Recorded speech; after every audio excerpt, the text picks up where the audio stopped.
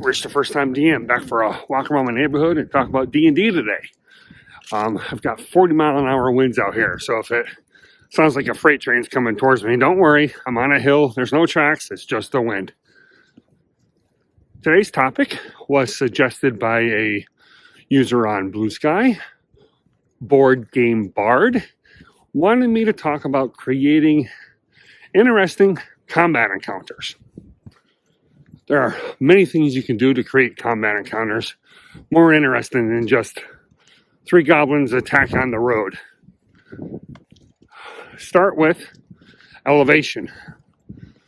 Elevation can drastically change a fight, a combat, especially at lower levels where the party may not have easy ways to reach, whether it's a flying creature, climb up of a cliff, that kind of thing. So you can definitely really make it interesting and make them have to solve a problem with the environment in terms of elevation. If you're inside, you can have stairs or balconies that can help the parties, help the creatures hide or help the party hide. Speaking of which, places of cover. There are many benefits to cover in terms of bumping your AC for the players to use, as well as you as the DM to use. You can hide archers behind trees or under an overhang to where they are hidden, get a +2 to their AC, or be fully obstructed and can't be seen by the party, so they can't be targeted by spells. Got the sunset going on behind me here a little bit. So places of cover are great to use. And it makes, at higher levels, when the players take feats such as Spell Sniper or any of the other feats, Sharpshooter, that ignore cover, it makes them feel smart for taking that when you say, oh, he's got a +2 to his AC, and the player says, nope, I've got Spell Sniper. It doesn't matter. Or I've got Sharpshooter, I ignore cover. It makes them feel good for making those certain choices. Minions. Minions are an old 4th edition thing, which I use all the time in my games. Minions, in case you didn't know, are 1 hit point creatures. They could be anything. It doesn't have to, you can throw goblins or skeletons or even constructs that only have 1 hit point. They're just there to do a ton of damage but die on 1 hit. They're there to make the party make decisions and control the battlefield. They may have to focus on the minions. A couple members of the party focus on taking out the minions, while other party members take out the boss. This is really good to use minions when you have, at lower levels, say a flying creature that the spellcasters and ranged fighters can take care of, but you've got a fighter or a barbarian that can't really do anything. Throwing minions on the battlefield gives these guys something to do, gives them something to hit while they watch the dragon flying overhead. So minions are a great way to keep combat interesting. Whew. Another way, and it's something I always use, I've started to now that my players are getting to higher levels, waves. Waves of enemies are great. Many different ways you can use waves. If you're in a dungeon, sound carries. The creatures in the 5th room in the dungeon aren't going to sit around and wait while they hear a fight going on in the 3rd room. They're going to move up. Bring them up.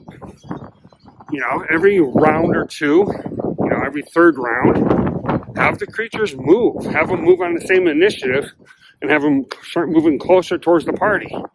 Or you randomly, every 2 rounds, roll a d6 and bring, 1d6 worth of more goblins to the fight, or whatever. You can bring them in waves, and it keeps the combat exciting because players get, they know that they need to take care of business now because it's time for the next wave to come in. You can also randomize the waves to where each round, you treat them like a lair action. You know, you roll a D4 or a D6 on an odd number.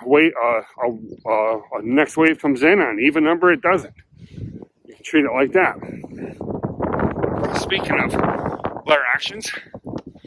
lair actions are another great way to keep combat interesting. They don't have to be for super high level creatures. You can have a low level goblin boss have a lair action if they find him in his headquarters. You know, it could be just as simple as a wave of goblins come in, you know, or he can heal, you know, or the tunnel collapses. You can do all kinds of stuff with lair actions. You also can use legendary actions and legendary resistances. They don't have to be for the super high level CR creatures. They can be for low level creatures. I gave a boss one legendary action and one legendary resistance. When my party was at a lower level. This allowed the boss to have one extra thing he could do every round. It was a basic attack, but it helped balance out the action economy, which is a whole different thing. But it also brought excitement to the encounter, because when a player heard a legendary action or the boss saved on the failed, saving throw, he'd actually turn it into a success. The players know they're fighting a different level of creature. They know they're hitting the next level of D&D. They're not just fighting the bandits in the woods or the goblins in the dungeon. They're fighting things that are become more powerful. It's a way to let the party know that starting now, the game is going to be more difficult for them. So that's a great thing to do. Oh, all right, first lap almost done. Let's see, I had a list going, and of course, I don't have the list with me. What else can you do? Oh, big thing. Design combats to play towards your player's strengths. This means is if the players have a lot of fire spells, throw them creatures that are vulnerable to fire. It makes the players feel more powerful, and it justifies their choices throughout the game. You can just figure out where the player's strengths are, whether it's damage types or play style. Work towards that. Design occasional combats that work towards showing the players off. And on the flip side, if you really want to make combat exciting, design one that minimizes their strengths and forces the party to do things differently.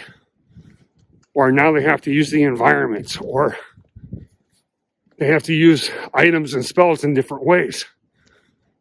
Makes them think.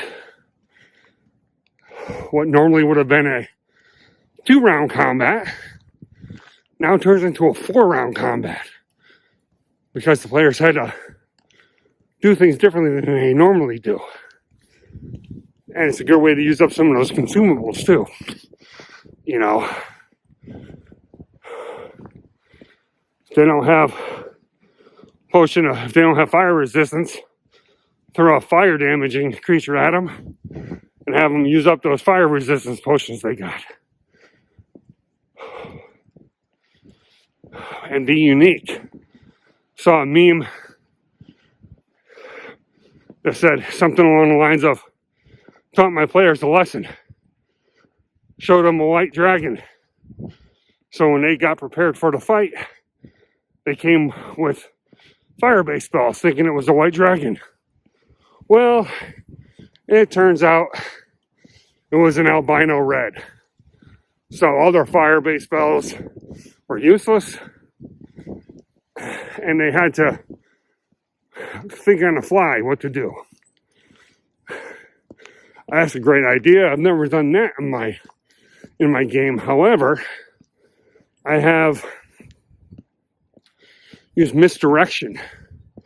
One time my players were out to find a rumored green flying creature that was in the woods. So they prepared for a green dragon. They learned about green dragons, and I rolled with it. I gave them all the information on green dragons they want. Except when they got to the fight, it wasn't a green dragon. It was a Jabberwock. So most of their prep was useless, except for the flying potions they got. And the monk was just super dangerous. So even though I misdirected them, the fight still lasted like 2 rounds, 1.5 rounds. It wasn't pretty. I think I've talked about this before. A monk with a flying potion against a flying creature, just at low level, that's just, my mistake. I've learned since then. Basically, if you want to make a combat interesting, use the creatures you want, create environments for them. Some environments can make sense for them. A white dragon in a cold, red dragon near a volcano, that kind of thing. But you can mix it up. The unexpected, or a creature where they're not supposed to be. Fighting goblins in the woods, expected. Fighting goblins in the sewers, not so much. So it makes it interesting that way. But the key thing, and I've done a video about this, and I'll post a link in the description, is no matter what adventure or combat encounter you create, make sure it is scaled properly to what your desired outcome of the combat is, or the adventure. Random encounters, random combat are good once in a while, but for the most part, you want combat that serves a purpose, leads to a plot point, advances the story, but also does one of 3 things. Allows the players to be heroes and curb stomp something. All parties need that once in a while, especially if they're on a long trek of barely getting out alive. 2, making an even fight, where it's back and forth and lasts 3 to 5 rounds, but the players come out on top. Or 3, make it so that the players know they need to run away.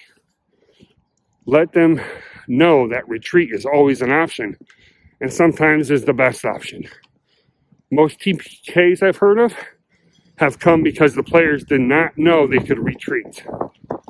So, when you create combat encounters, scale them appropriately for what you want to have happen. You want a curb stomp? Drop the levels down. Use creatures they can walk over. You want an even balanced one? A little bit harder, but you find creatures that work. You make sure the action economy lines up. You make sure the damage output works. You make it so that everything's even or close to even, but favors the players slightly if it does. Or you just throw that ancient red dragon at a level 5 party and make sure they know they need to run. And run. And don't look back until you're in the next town, because if they don't learn that lesson, TPK might be in their future. Whew. So, like I said, I'll link to a couple of videos I've done on similar topics in the description. Please give me a like and a subscribe. As always, I appreciate you watching this video. Appreciate you subscribing to the channel and sharing the links with all your friends. I'm hoping you guys are liking this walk and talks, a little more freewheeling than my scripted videos I do. I love suggestions, so if you have any ideas you want to hear me talk about on these walks, please drop them in the comments or on my socials. Some topics may be too in-depth, but we have the DMs at the Tavern series coming up. So if it's too in-depth, it'll be done in one of those. I still appreciate the comments, and I'm copying them down so I won't forget them. So, as always, accept each other, love each other, be nice to each other. That's it. Just be nice. We live in tough times in a rough world, and nobody's happy about anything. A smile can go a long way. So try to brighten somebody's day as best you can. Each and every day. All right, it's cold and I'm done. Talk to you guys later.